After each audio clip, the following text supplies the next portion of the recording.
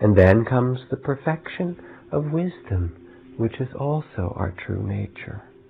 The openness when we see things as they are, with a wise heart, like a lamp illuminating the darkness, or the clarity when you clean the windows and finally look out through them. The perfection of wisdom is not to see it as we wish it would be. That's more like Marion Woodman's addiction to perfection, the perfection of our ideas of how we should be and how others should be. It's rather the wisdom of openness to see things as they are. So the sutra on the complete and perfect enlightenment or wisdom in 80,000 verses that I've spoken about here, which is summed up in 8,000 verses, in 800 verses, and finally in one syllable. The syllable that's the sound of perfect wisdom, the first and the last sound, is the syllable ah. And it's the sound of wisdom because ah is the sound of letting go, of opening. It's so simple. Wisdom isn't knowing a lot. It's the wisdom of our presence, our seeing, our respect in this moment. Like the old monk in the monastery where I lived years ago, when we saw at night in the dark sky a satellite go overhead. And he said, "What's that?" And I explained what rockets and satellites were, but then I realized he didn't know that the earth was round. And he was a wonderful, wise old monk. So many people came to him and he helped them and was loving and taught them. He didn't know about the shape of the earth, but his wisdom was so simple.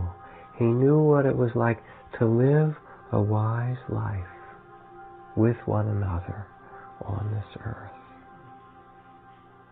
He was tremendously kind. From the Tao, you see if I can find this.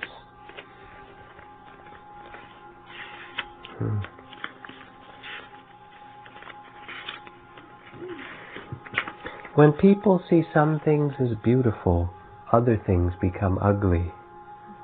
When people see some things as good, others become bad. Being and non-being create each other. Difficult and easy support one another. Short and long, high and low, depend on one another. Therefore the wise person acts without fighting anything and teaches without saying a word. I'm in trouble, as you can see here. Things arise and she lets them go. When things disappear, she lets them go. Things arise, she lets them come. Things disappear, she lets them go. She has but doesn't possess. She acts without expecting. And so when everything is done, she remains in peace. The quality of wisdom that knows that we cannot possess things in this world. We can love them. We can see them for what they are and nourish them and bring a respect to them. I remember when my teacher Ajahn Chah was asked by an older woman, a very old woman came and said, "I'm near death. I don't have much time." Oh, this is a new one who's come in. Thank you. "I'm near death, the other end of the cycle. Give me a few words of wisdom." And he said, "Listen, my friend, there's no one here, just this world unfolding. No owner of it to be old or young. Just the elements, sights, sounds, tastes, and smells that play themselves out. No separate individual to be born or die. Those who fear death are speaking the language of children. In the language of the heart, of the Dharma, there is no such thing. When we carry a burden, it's heavy. When there's no one to carry it, there's not a problem in the world. Don't look for good or bad or anything at all. Don't be anything. Nothing more. Just this moment. That's all." The wisdom that is the mirror that sees life and relates to it from a place of steadiness and knowing such a pleasure to speak with a wise person, to have that wisdom come from ourselves.